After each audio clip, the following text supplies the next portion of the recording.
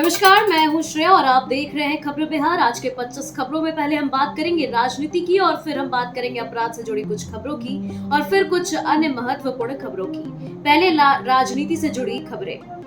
लालू के बाद नीतीश, रामविलास और सुशील मोदी को भारत रत्न देने की मांग, पटना में पोस्टर लगाए गए। राजद सुप्रीमो लालू प्रसाद यादव, मुख्यमंत्री नीतीश कुमार, दिवंगत रामविलास पासवान और सुशील कुमार मोदी को भारत रत्न देने की मांग पटना में पोस्टरों के जरिए उठाई गई है। पोस्टर लगाने वाले धर्मेंद्र मुखिया ने केंद्र सरकार से सवाल किया कि इन नेताओं का अब तक भारत रत्न क्यों नहीं मिला। इन्होंने महापुरुषों को समाजवाद के योद्धा बताते हुए जल्द से जल्द भारत रत्न से सम्मानित करने की अपील की है। बीजेपी के पुराने कार्यकर्ता भुलाई भाई का 111 वर्ष की आयु में निधन। बीजेपी के सबसे पुराने कार्यकर्ता भुलाई भाई का कप्तानगंज में 111 साल की उम्र में निधन हो गया। दिवाली के बीच आई इस खबर ने पार्टी को शोक में डाल दिया। सोमवार को उनकी तबीयत बिगड़ने से उन्हें अस्पताल में भर्ती कराया गया था। वहीं भुलाई भाई, जिन्होंने कोविड काल में पीएम मोदी से भी बातचीत की थी, जनसंघ के टिकट पर कुशीनगर के नौरंगिया सीट से 2 बार विधायक रहे थे और पंडित दीनदयाल उपाध्याय से प्रेरित होकर राजनीति में आए थे। पीएम मोदी की आतंक के आकाओं को सख्त चेतावनी। प्रधानमंत्री नरेंद्र मोदी ने गुजरात के केवड़िया में सरदार वल्लभ भाई पटेल की जयंती पर राष्ट्रीय एकता दिवस परेड में हिस्सा लिया। अपने संबोधन में पीएम मोदी ने आतंक के पहानगरों को चेतावनी देते हुए कहा कि उन्हें भारत छोड़ना होगा, अन्यथा परिणाम भुगतने होंगे। उन्होंने सभी देशवासियों को राष्ट्रीय एकता दिवस पर और दीपावली की बधाई दी है। उन्होंने इस अवसर को अद्भुत संयोग बताते हुए देश को एकता और सुरक्षा पर बल दिया। बिहार के बुजुर्गों के लिए प्रशांत किशोर का वादा, सरकार बनने पर पेंशन में 5 गुना वृद्धि की घोषणा। बिहार की 4 विधानसभा सीटों पर बेलागंज, रामगढ़, इमामगढ़ और तरारी में उपचुनाव के बीच जनसुराज नेता प्रशांत किशोर ने अपने आक्रामक प्रचार अभियान के दौरान एक बड़ा वादा किया है। उन्होंने कहा कि उनकी सरकार बनने पर बिहार के वृद्ध लोगों को मासिक पेंशन के रूप में 2000 रुपए दिए जाएंगे। किशोर ने अपने भाषणों में राजद, बीजेपी और अन्य नेताओं पर तीखे हमले भी किए हैं। उलार धाम सूर्य मंदिर में छठ पूजा की तैयारियों का निरीक्षण। डीएम डॉक्टर चंद्रशेखर सिंह ने सुरक्षा और सुविधाओं पर दिए निर्देश। डीएम डॉक्टर चंद्रशेखर सिंह ने छठ पूजा की तैयारियों का जायजा लेने के लिए उलार धाम का दौरा किया है। उन्होंने मंदिर परिसर की सफाई, तालाब में गहरे पानी की बैरिकेडिंग, एसडीआरएफ टीम की तैनाती, चेंजिंग रूम और अन्य सभी सुरक्षा उपयोग होने की समीक्षा की है। डीएम ने सुरक्षा के पुख्ता इंतजाम और किसी भी आपात स्थिति से निपटने का निर्देश भी दिया है। गिरिराज सिंह पर पप्पू यादव का हमला, कहा गिद्धराज बाबू ने भारतीय सैनिकों पर हमले का जश्न मनाने वाली चीनी वीडियो शेयर किया। गिरिराज सिंह पर पप्पू यादव ने आरोप लगाया है कि उन्होंने भारतीय सैनिकों पर हमले के जश्न से जुड़े एक चीनी वीडियो को शेयर किया है। वायरल वीडियो में एक कुत्ता पटाखे फटने पर उछलता दिखता है, जिसके पीछे चीनी भाषा में होर्डिंग लिखा है। प्रतिद्वंदी नेताओं का दावा है कि वीडियो उस समय का है जब चीन ने भारत पर हमला किया था और यह वीडियो चीन के जश्न का प्रतीक था। तेजस्वी यादव की रोशनी में लालू प्रसाद यादव की छाया। उप मुख्यमंत्री विजय सिन्हा ने कहा, लालटेन की लौ बुझने वाली है। उप मुख्यमंत्री विजय सिन्हा ने नेता प्रतिपक्ष तेजस्वी यादव पर निशाना साधते हुए कहा कि वे अपने पिता लालू प्रसाद यादव के दिए की रोशनी से जगमगा रहे हैं। सिन्हा ने कहा कि तेजस्वी थके और अस्वीकार्य स्थिति में खुद को राजनीति में बनाए रखने की कोशिश कर रहे हैं। उन्होंने दावा किया कि लालटेन का तेल खत्म हो रहा है और उसकी लौ बुझने की करीब है, जिससे तेजस्वी की बेचैनी साफ नजर आ रही है। आरजेडी सांसद सुधाकर सिंह पर पटना अदालत में दर्ज हुआ कंप्लेन केस। 12 करोड़ रुपए की जमीन पर है विवाद। बिहार भाजपा के प्रदेश महामंत्री और बक्सर के पूर्व लोकसभा प्रत्याशी मिथिलेश तिवारी ने आरजेडी सांसद सुधाकर सिंह के खिलाफ पटना की अदालत में मानहानि का परिवाद दायर किया है। तिवारी ने आरोप लगाया है कि सिंह ने 29 अक्टूबर 2024 को एक ऑनलाइन इंटरव्यू में गलत बयान दिया है, जिसमें दावा किया गया है कि तिवारी ने बक्सर में 12 करोड़ रुपए की जमीन खरीदी है। तिवारी ने इसे आधारहीन और आपराधिक मानहानि करार किया है। प्रशांत किशोर ने नीतीश कुमार पर कसा तंज, कहा जंगल राज का रोना रोकर बार बार एक ही मुर्गे को हलाल करते रहते हैं। प्रशांत किशोर ने गया में प्रेस कॉन्फ्रेंस के दौरान मुख्यमंत्री नीतीश कुमार पर निशाना साधते हुए कहा कि वह पिछले 18 वर्षों से हर भाषण में जंगल राज का जिक्र करते हुए ही एक मुद्दे पर जनता से वोट मांगते रहे हैं। उन्होंने कहा कि जनता ने उन्हें लंबे समय तक मुख्यमंत्री बनाए रखा, अब उन्हें बताना चाहिए कि गया और पटना को हैदराबाद, केरल और कर्नाटक जैसा कब बनाएंगे। विवेक देबरॉय का निधन, पीएम मोदी ने आर्थिक सलाहकार परिषद के अध्यक्ष को दी श्रद्धांजलि। प्रधानमंत्री की आर्थिक सलाहकार परिषद के अध्यक्ष विवेक देबरॉय का शुक्रवार सुबह निधन हो गया। प्रधानमंत्री नरेंद्र मोदी ने उनके निधन पर शोक व्यक्त करते हुए उन्हें महान विद्वान बताया। उन्होंने सोशल मीडिया पर लिखा कि डॉक्टर देबरॉय अर्थशास्त्र, इतिहास, संस्कृति, राजनीति और अध्यात्म जैसे विविध क्षेत्रों में पारंगत थे और अपने कार्यों से भारतीय बौद्धिक पारदृष्टि में अमिट छाप छोड़ी है। गोवर्धन पूजा पर अनोखी परंपरा, सुअर और भैंस की लड़ाई। मुंगेर जिले के तारापुर प्रखंड के बेलबिहिमा गांव में गोवर्धन पूजा के मौके पर एक अनोखी परंपरा मनाई जाती है। इस मौके पर गाय और भैंस की प्रदर्शनी के साथ साथ सुअर और भैंस की लड़ाई का आयोजन होता है। दूर दूर से लोग इस रोचक आयोजन को देखने के लिए आते हैं। यदुवंशी समाज के लोग इस परंपरा को कई पीढ़ियों से निभा रहे हैं। मान्यता के अनुसार एक बाबा ने यहाँ की गायों को भगवान गर्भू बाबा और भैंसों को भगवान लाला बाबा का दर्जा दिया था, जिसके बाद यह अनोखी लड़ाई आयोजित की जा रही है। रेल टिकटों के रिजर्वेशन में बदलाव, नई समय सीमा लागू। रेल टिकटों के रिजर्वेशन में 1 नवंबर से बड़ा बदलाव किया गया है। भारतीय रेलवे ने रिजर्वेशन कराने के लिए समय सीमा को 120 दिनों से घटाकर 60 दिन तक कर दिया है। अब यात्री केवल 60 दिन पहले IRCTC के माध्यम से ट्रेन टिकट बुक कर सकेंगे। यह नया नियम 1 नवंबर 2024 से लागू हो गया है, जिसके टिकट बुकिंग की प्रक्रिया में बदलाव आया है। औरंगाबाद में पटाखों से झुलसे 12 लोग अस्पताल में भर्ती। दीपावली की खुशियों में पटाखों की चपेट में आने से औरंगाबाद में बीती रात 1 दर्जन से अधिक लोग झुलस गए। शहर के विभिन्न इलाकों में पटाखे फोड़ते समय यह हादसा हुआ है। सभी घायलों को तुरंत सदर अस्पताल में भर्ती कराया गया। विशेष रूप से फैसर थाना क्षेत्र के देवरिया गाँव में कई लोग गंभीर रूप से झुलस गए। अस्पताल के डॉक्टरों ने बताया कि रात 9 बजे से झुलसे लोगों का लाना शुरू किया गया था और सभी का प्राथमिक उपचार किया गया है। उनकी स्थिति अब स्थिर है।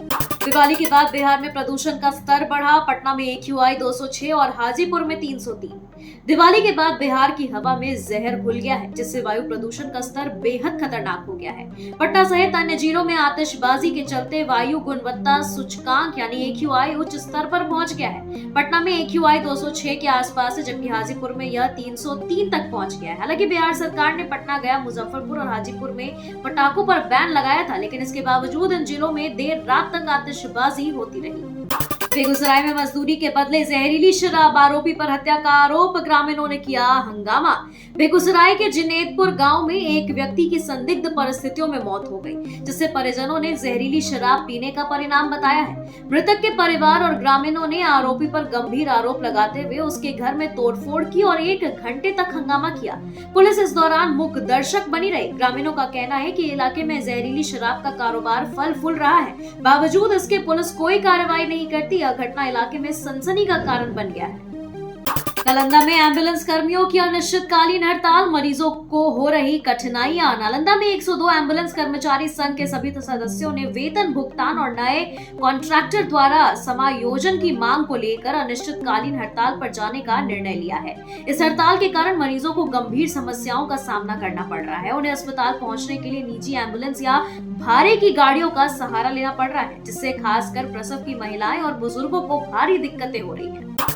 नीतीश कुमार की बैठक, 2300 रुपए प्रति क्विंटल पर होगी धान की खरीद। मुख्यमंत्री नीतीश कुमार ने खरीफ विपणन वर्ष 2024 से 25 में धान की अधिप्राप्ति को लेकर समीक्षा बैठक की। इस बैठक में उन्होंने अधिकारियों को आवश्यक निर्देश दिए। इस वर्ष सामान्य ग्रेड के धान का न्यूनतम समर्थन मूल्य 2300 रुपए प्रति क्विंटल निर्धारित किया गया है। धान अधिप्राप्ति की अवधि 1 नवंबर 2024 से लेकर 25 फरवरी 2025 तक होगी और इस बार 45 लाख मीट्रिक टन धान अधिप्राप्ति का लक्ष्य रखा गया है। राज्य में उसना चावल मिलों की संख्या बढ़कर 360 हो गई है।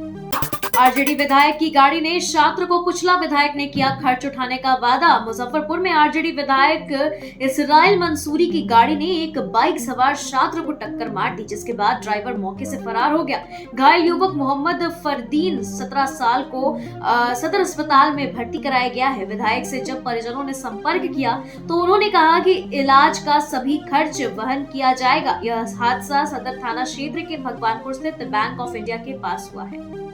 उड़ीसा से पूजा के लिए बिहार आए बाप बेटे की हादसे में मौत, पत्नी और बेटी गंभीर। सोसराय थाना क्षेत्र के NH-20 पर श्री राम पेट्रोल पंप के निकट ट्रक और कार की भीषण टक्कर में एक पिता और पुत्र की मौके पर ही मौत हो गई। हादसे में उनकी पत्नी और बेटी और कार के ड्राइवर गंभीर रूप से घायल हो गए हैं, जिन्हें पटना रेफर किया गया है। सभी लोग ओडिशा के पुरी जिले के वहियारपुर के निवासी थे। टक्कर इतनी जबरदस्त थी कि कार के परखच्चे उड़ गए। पटाखे जलाने के विवाद में गोलीबारी, एक की मौत। बिहार के शेखपुरा में पटाखा जलाने को लेकर हुए विवाद में एक व्यक्ति की गोली लगने से मौत हो गई, जबकि एक महिला घायल हो गई। यह घटना गुरुवार की रात 9 बजे सदर प्रखंड के सिरारी थाना क्षेत्र के मसहार गांव की हुई है। मृतक की पहचान 45 वर्षीय शिवशंकर महतो के रूप में हुई है। थाना अध्यक्ष ने बताया कि अभी तक कोई औपचारिक आवेदन प्राप्त नहीं हुआ है, लेकिन रात में पुलिस ने गाँव में स्थिति को नियंत्रण किया। यह विवाद बच्चों के बीच हुआ था और आवेदन मिलने के बाद आगे की कार्रवाई की जाएगी।